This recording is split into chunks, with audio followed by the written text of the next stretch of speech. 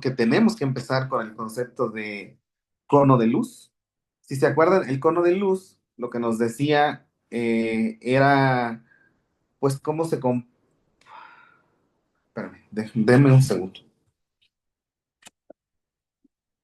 El código de Classroom. Ah, Irving, mm, te voy a responder con un correo con copia a Anya, que es la ayudante, y ella te va a mandar la invitación, ¿vale? Em, bueno, al ratito lo hago.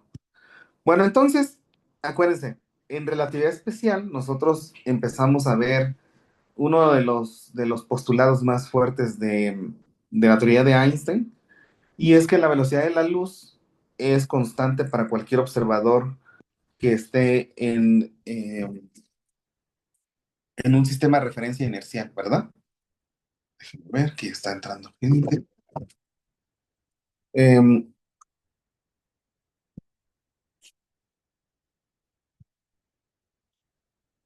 Muy bien. Entonces, ¿qué asumíamos? ¿Qué asumíamos? ¿Qué implicaciones tiene eso? Primero, nosotros para hacer el análisis y poder dibujar el cono de luz en nuestra pantalla, necesitamos definir unidades que nos permitan pues estudiar, ¿no? Todo lo que queremos estudiar, tanto en relatividad general como en relatividad especial. Entonces, para eso, definimos algo que se llaman unidades geométricas. Estas unidades geométricas asumen que la velocidad de la luz es igual a uno. Ay, está muy retrasado mi pantalla, permítanme. Ya apareció. Mm, Permítanme un segundo.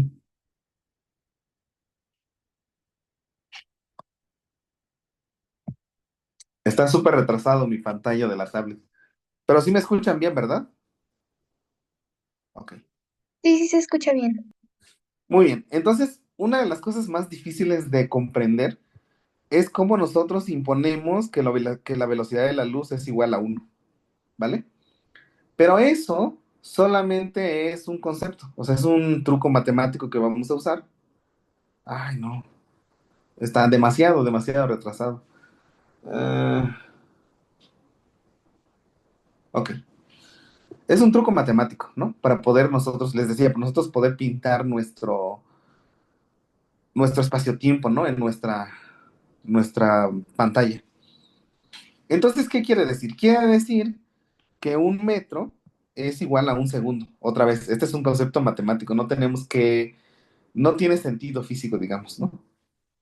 Solamente es una convención que vamos a usar, ¿vale?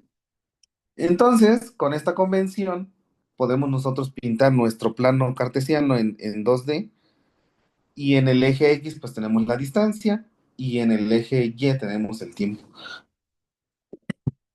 Si queremos que se cumpla que la velocidad de la luz es igual a uno, entonces la trayectoria de un fotón siempre va a estar a 45 grados en nuestro diagrama, ¿vale? Pero entonces nosotros podemos pintar un rayo de luz que va hacia la derecha y un rayo de luz que va hacia la izquierda, ¿vale? Entonces imagínense que nosotros tenemos un láser. Entonces esto pues va a definir nuestro cono de luz. Ahora, nosotros acuérdense que nosotros vivimos en el origen de este diagrama. El origen de este diagrama es cualquier evento que ocurre en el espacio-tiempo de cuatro dimensiones, ¿vale?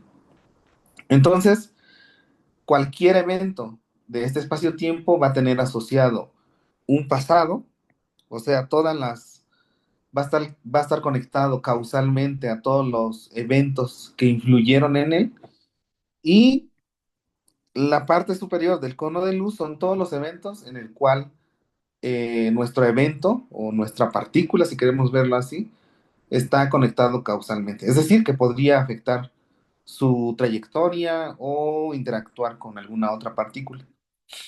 ¿Ok? Otra de las cosas interesantes de la relatividad especial es que nosotros podemos medir distancias, que es de ese cuadrado, Y también hay un postulado que nos dice que tenemos invarianza de intervalo, ¿vale? Es decir, que no importa qué observador esté midiendo una barra que mida de A a B, esa distancia siempre va a ser la misma, ¿vale? Entonces, aunado a eso, nosotros podemos medir una distancia tridimensional de S cuadrada. Y acuérdense que en relatividad especial nosotros dijimos que los cambios o los pasos en el tiempo le asociábamos un signo menos. A esto se le llama asignatura. Entonces, los desplazamientos en T van a llevar un signo menos y los desplazamientos espaciales van a tener un signo más. Por lo tanto, ds cuadrada en tres dimensiones es igual a menos dt cuadrada más dx cuadrada más dy cuadrada más dz cuadrada. ¿Qué pasa si nosotros estamos solamente en una dimensión? O sea, nos olvidamos de y y z. Pues tendríamos menos dt cuadrada más dx cuadrada, que corresponde a este diagrama, ¿no?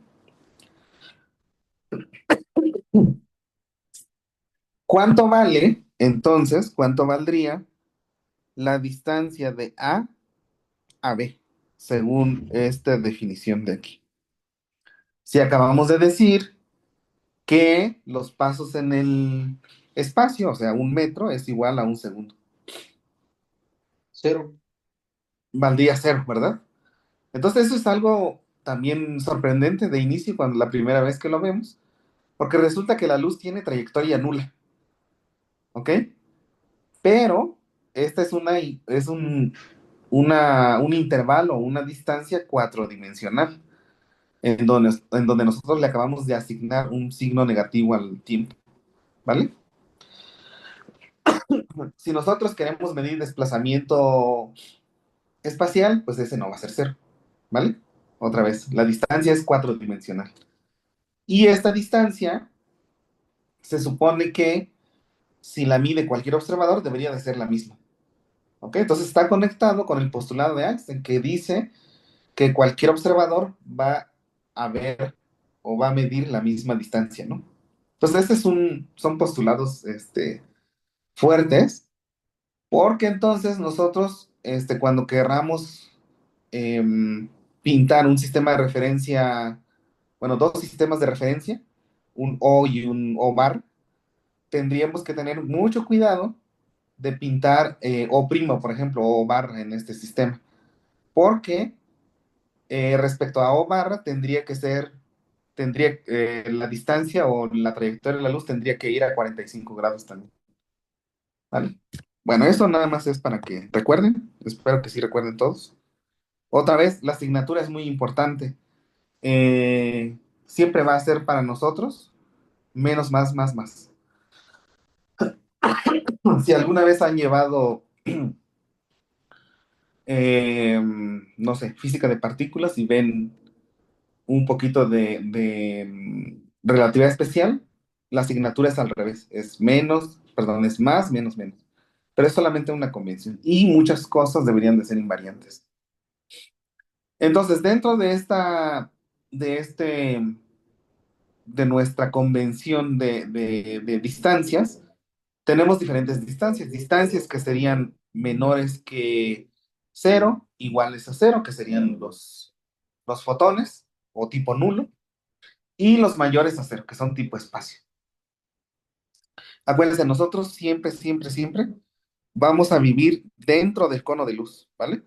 O cualquier objeto que nosotros conozcamos o que podamos medir.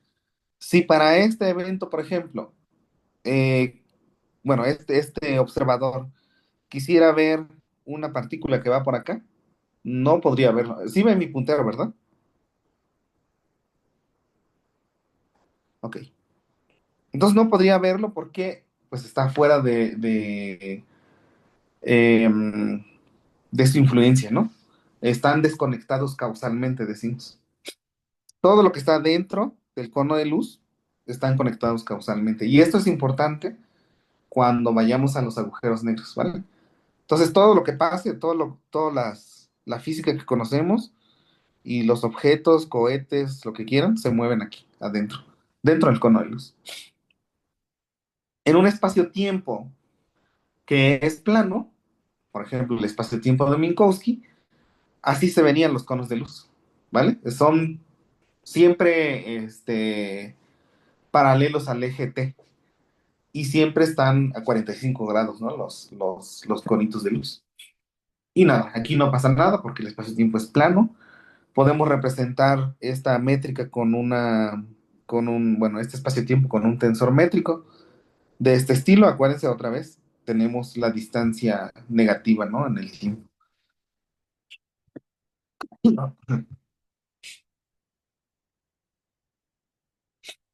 Bueno, entonces, una cosa interesante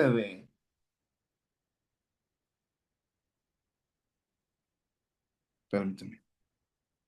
Una cosa interesante de la relatividad general es que nosotros podemos pintar una trayectoria en el espacio, en una variedad de cuatro dimensiones que representa el espacio-tiempo.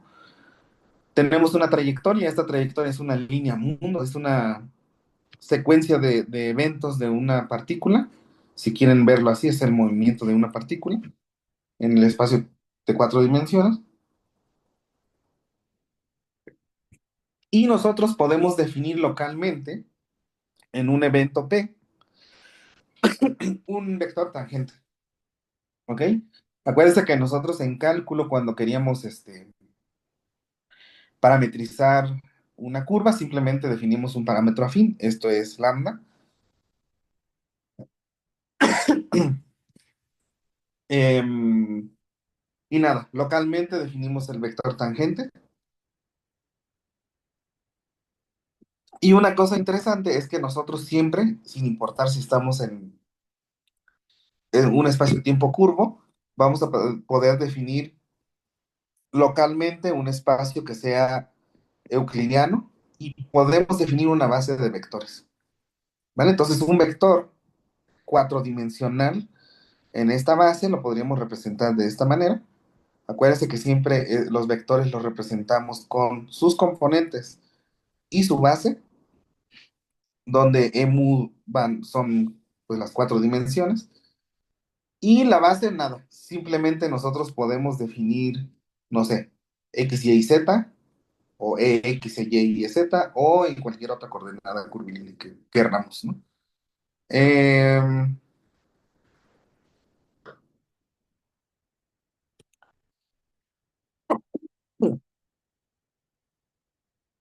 no puede ser.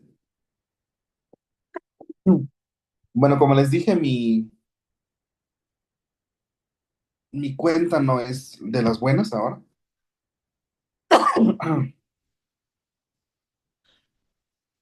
Y me está cobrando ya. Entonces, lo que vamos a hacer es, si se acaba, nos desconectamos o nos intentamos conectar a al mismo link.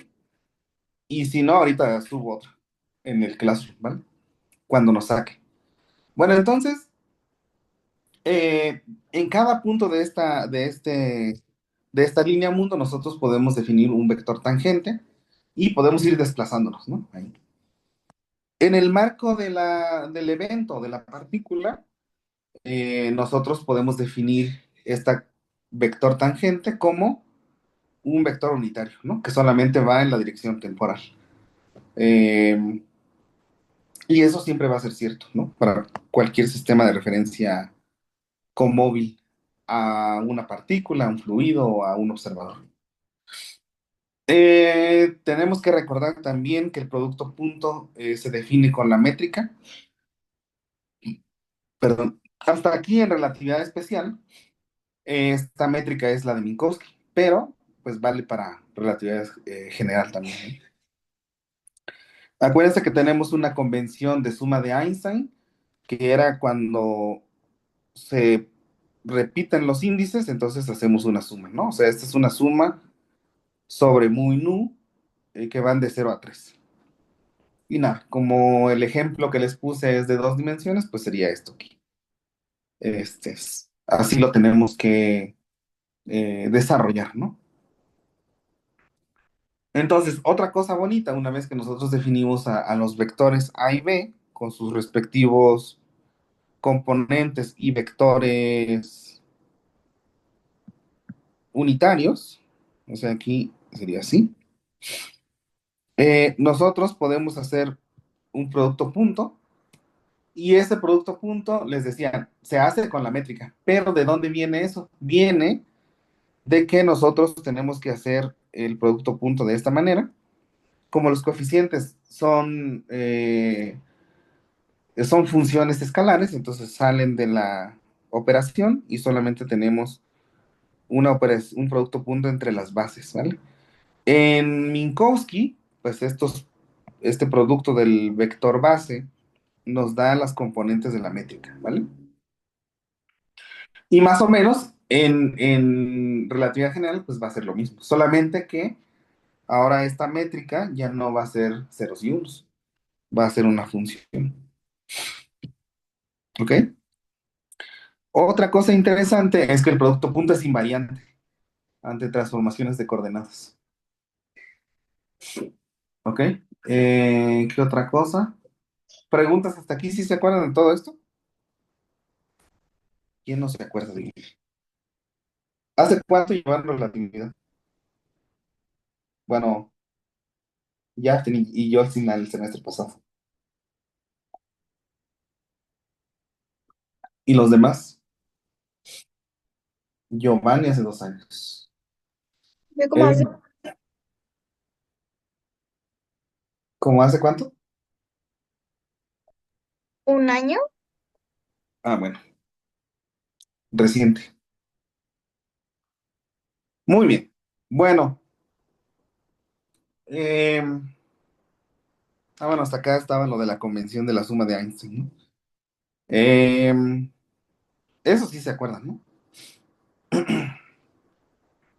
Bueno, en el marco de comóvil de la partícula o del observador, si hacemos el producto punto de la U, de la cuadrivelocidad, que habíamos dicho que en el marco de referencia comóvil, esto es solamente, tiene componente temporal, entonces U punto U se reduce a -1, ¿no? Esta cosa es muy importante porque todos los vectores tipo tiempo satisfacen esta condición. Y entonces siempre vamos a recurrir a esta propiedad, ¿vale? Eh,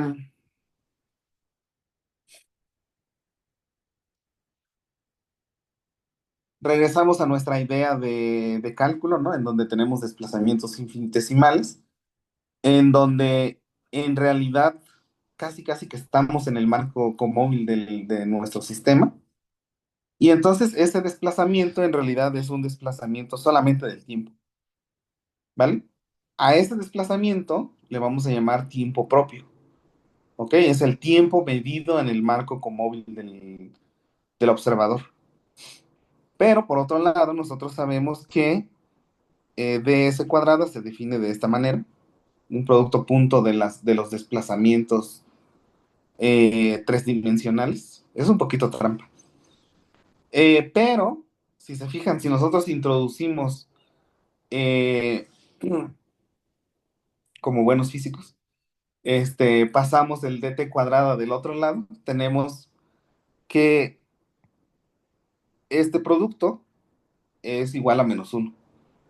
Pero nosotros habíamos dicho que el vector tangente es la derivada de la posición respecto al parámetro afín, ¿vale? Cuando nosotros solamente nos movemos en el tiempo, ese parámetro afín es el tiempo, porque es paralelo al tiempo, la trayectoria, ¿no? Y bueno, así definimos entonces el vector perdón, el cuadrivector, ¿no? Que describa a la partícula o al observador. Y su producto punto satisface que es igual a -1. Otra vez, este, este vector es tipo tiempo, ¿ok?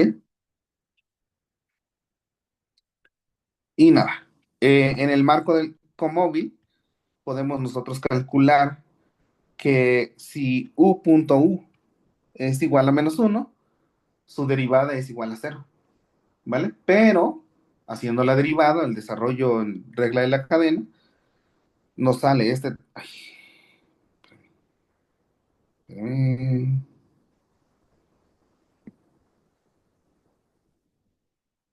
Nos sale este término de aquí, ¿no? Pero de nuestra, de nuestras clases de física clásica, de mecánica clásica, sabemos que la derivada de la velocidad respecto al tiempo, pues es una aceleración, ¿no? Lo que quiere decir esta expresión es que eh, la velocidad y la aceleración son perpendiculares, ¿no? Lo cual, pues es lo que ya intuíamos siempre, ¿no? Pero, pues lo confirmamos. Otra cosa que nos va a servir son los tensores, ¿no? Acuérdense que nosotros podemos construir en el espacio-tiempo de cuatro dimensiones, en realidad, tensores de m por n dimensiones, ¿no? Acuérdense que la manera más bonita de un tensor es uno de 2 por 2 o de hasta 4 por 4 que sería se puede representar como una matriz, ¿no? Pero básicamente lo que tenemos son, la M representa unoformas. Acuérdense, las unoformas también se les llama covectores o vector covariante o dual de un vector. Eh, y son operadores que necesitan actuar sobre un vector para poder eh, tener un significado.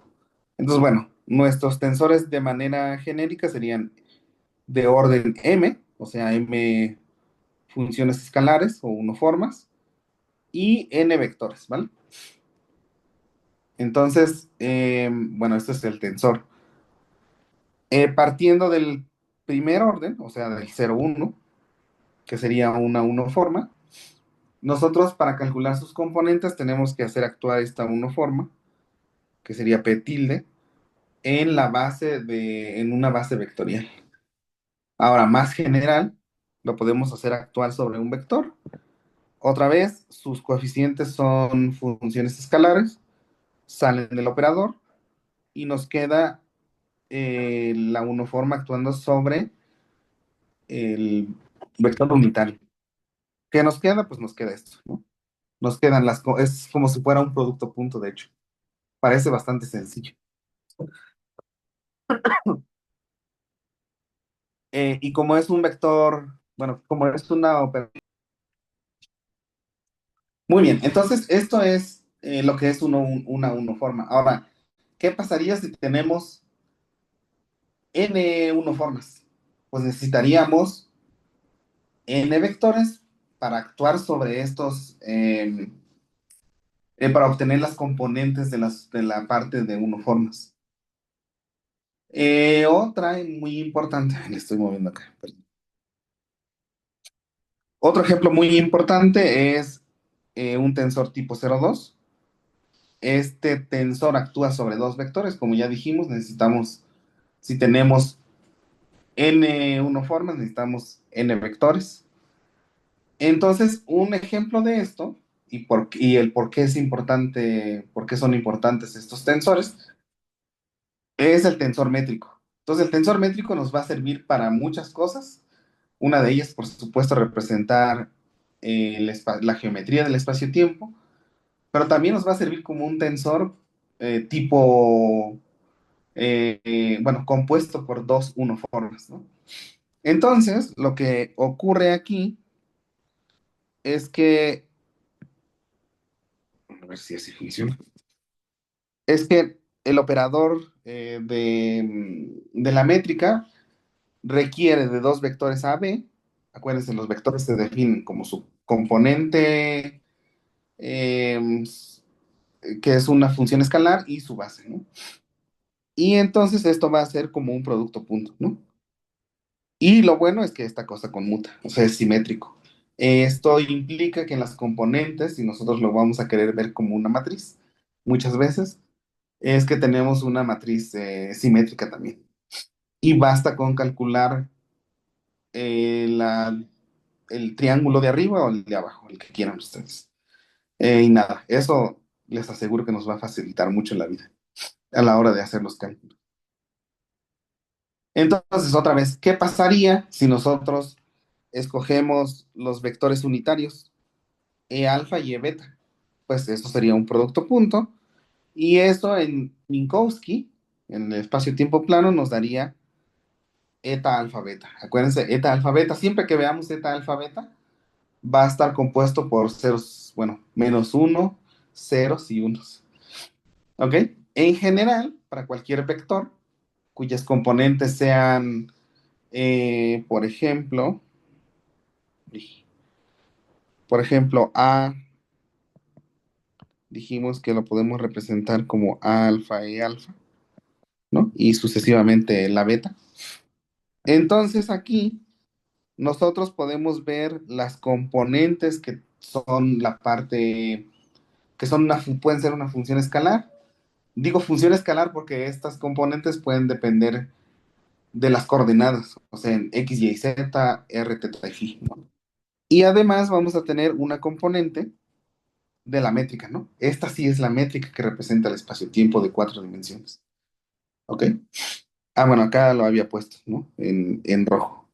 ¿Cómo hacemos eso? Otra vez, siempre los coeficientes van a salir del operador y el tensor métrico tipo 0,2 solamente va a actuar sobre la base. Y esa base general nos va a dar estas componentes de la métrica. Nada, una uniforme es el gradiente, tenemos un tensor. ¿Cómo construimos un tensor tipo 0,2? Pues les dije, necesitamos dos uniformes, ¿vale? Y en particular nosotros tenemos que hacer un producto tensorial de estas dos uniformes. Ahora, ¿cómo hacemos ese producto tensorial? Bueno, nosotros, así como tenemos una base de vectores, necesitamos una base de uniformes. Y en realidad, si se acuerdan de su clase, una de las cosas bonitas es que en realidad las uniformes se comportan como vectores. O sea, tienen un espacio, pueden formar un espacio vectorial, pueden formar una base y bueno, lo único que es diferente es el producto tensorial.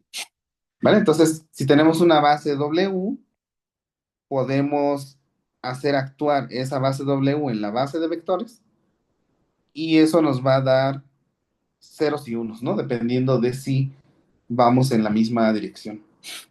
Y al final, una, un tensor tipo 0,2 compuesto por el producto tensorial de este estilo va a tener estas componentes, F1 y el producto de las bases, así como en el caso de vectores, al final el producto, ya sea escalar o tensorial, se reduce a producto escalar o tensorial de la base. ¿Ok? Y eso casi siempre nos da ceros y unos. Acá va a ser igual. Les digo, por eso les digo que es bonito porque se comporta igual que los vectores. Mm, ujú. Otra cosa interesante que nos va a servir para que se acuerden es que cualquier tensor que tengamos nosotros, casi casi que sin importar de qué orden sea, se va a poder descomponer en su parte simétrica y su parte antisimétrica.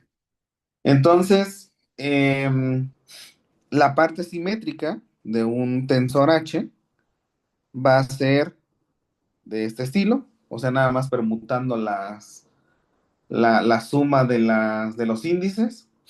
Y parece fácil, pero bueno, ya veremos después que no es tan fácil. Y la parte antisimétrica, que lo vamos a representar con corchetes cuadrados, va a ser igual, un medio de H alfa beta menos H beta alfa, ¿no? Nada más permutamos los índices. Y entonces, cualquier tensor lo vamos a poder descomponer, o casi siempre tiene su parte simétrica y antisimétrica, y lo podemos separar, eso es lo bonito. Probablemente si lo vemos en el caso de matrices, no sé si sea tan fácil de hacerlo siempre, pero en este caso sí, casi siempre, siempre lo vamos a poder hacer, ¿ok? No nos complicamos la vida. Eh,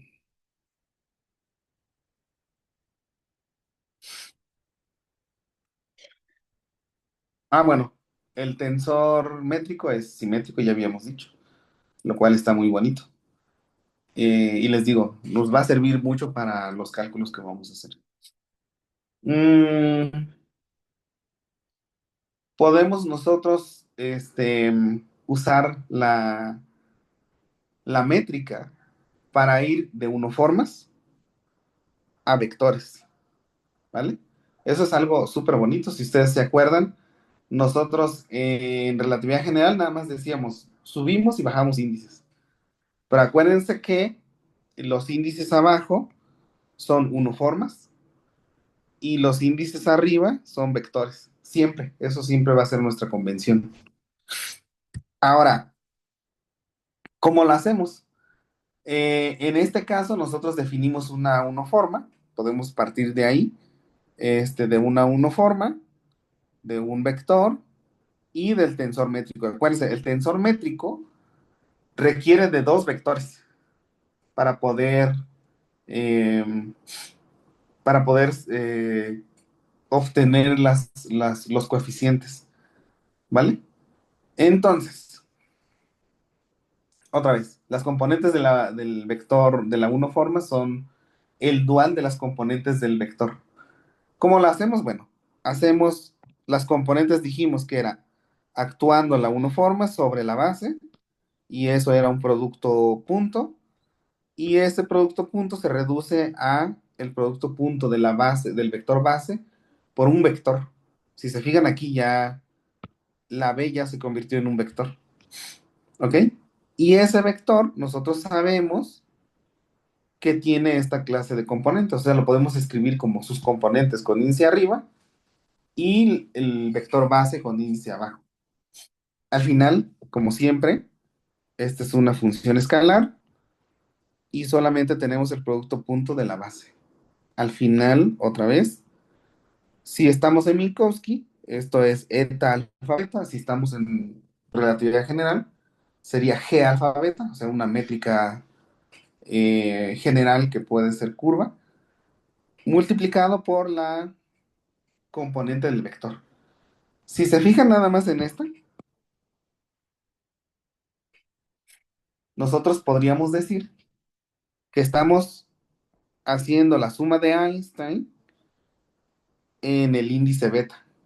O también decimos que estamos contrayendo beta, ¿no? ¿Qué índice libre nos queda? Acuérdense, cuando pasa esto, estamos haciendo un desarrollo por términos, ¿no? Una sumatoria. ¿Qué índice libre nos queda? Nos queda el índice alfa. Y esta va a ser una regla siempre, ¿no?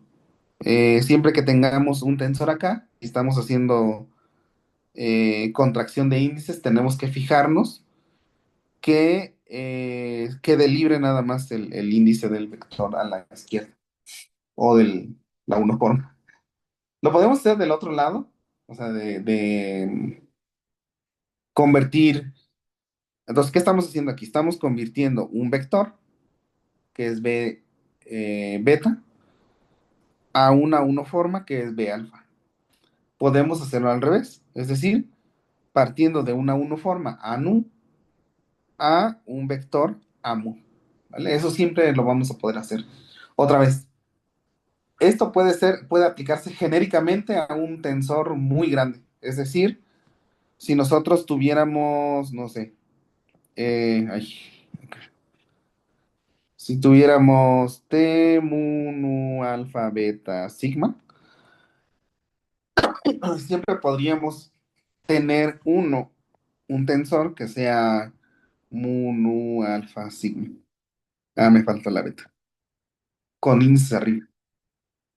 ¿Qué tendríamos que hacer? Pues tendríamos que contraer tantas veces como índices tengamos con la métrica, ¿vale? Y así de fácil.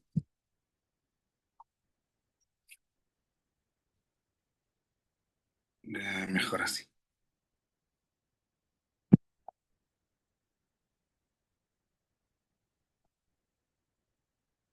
¿Ok? Y nada, el tensor métrico es muy bonito, así que así como tenemos el tensor tipo 02, que era esta, es la original, digamos, ¿no? Es la forma en la que siempre vamos a usar la métrica del espacio-tiempo, o sea, con índices abajo, la podemos nosotros convertir a un tensor con índices arriba. Afortunadamente en nuestro caso, perdón, el dual o este tensor que tiene índices arriba, siempre va a ser la matriz inversa si queremos verlo como representado como una matriz. Y nada, pues la contracción entre ellas nos da una delta, ¿no? Acuérdense, como es una suma, en realidad esta cosa serían, nos daría un número, ¿no? Ok. Eh, ¿Sí se acuerdan de todo esto? Díganme, ¿quién no se acuerda?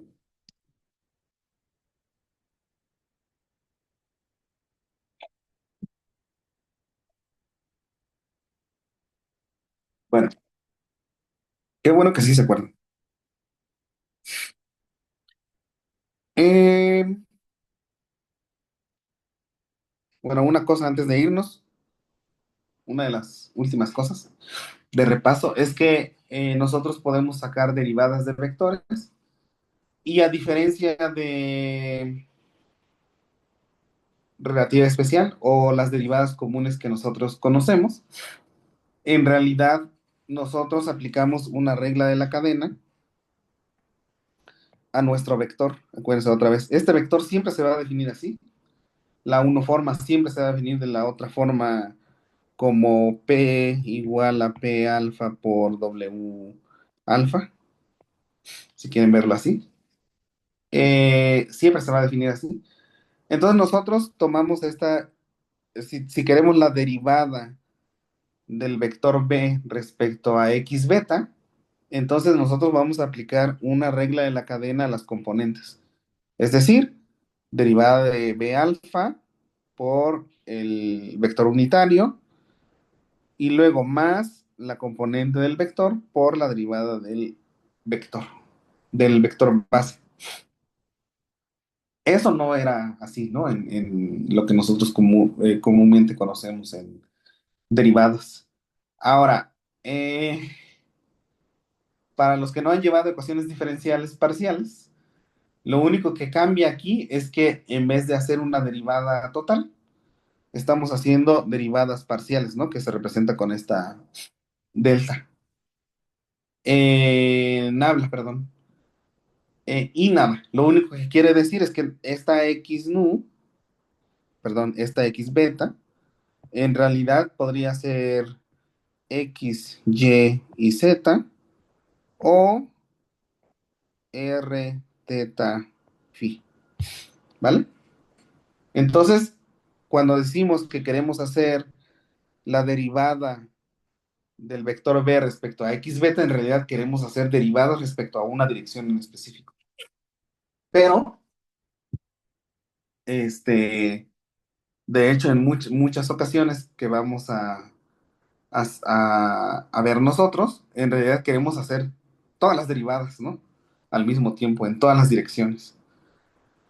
Entonces, si se acuerdan, algo muy interesante que sale aquí son los símbolos de Christoffel, que básicamente son la derivada eh, respecto a x beta de la base.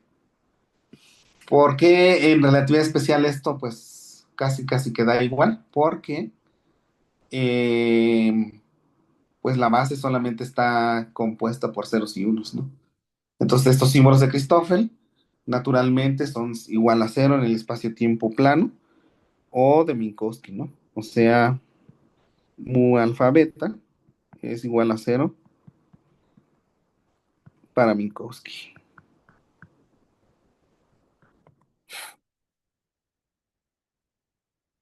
Y nada, siempre que tengamos eso, estamos en un espacio-tiempo plano.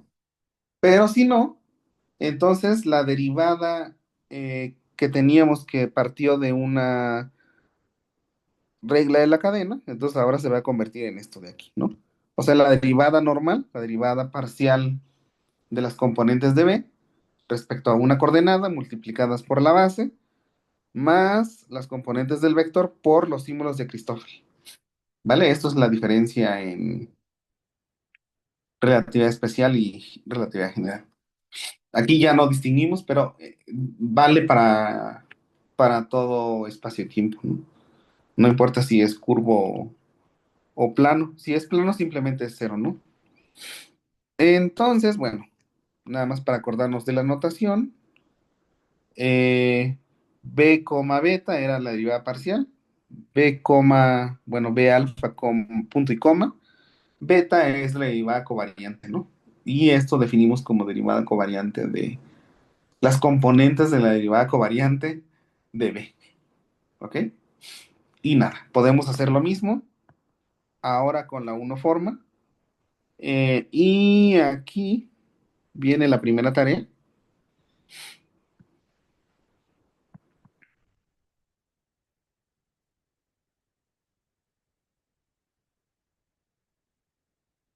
demostrar esto, ¿no? En realidad, solo tienen que ir a sus notas de relatividad para que vean cómo se hace. Pero bueno, la idea es que vayan y lo escriban y se acuerden.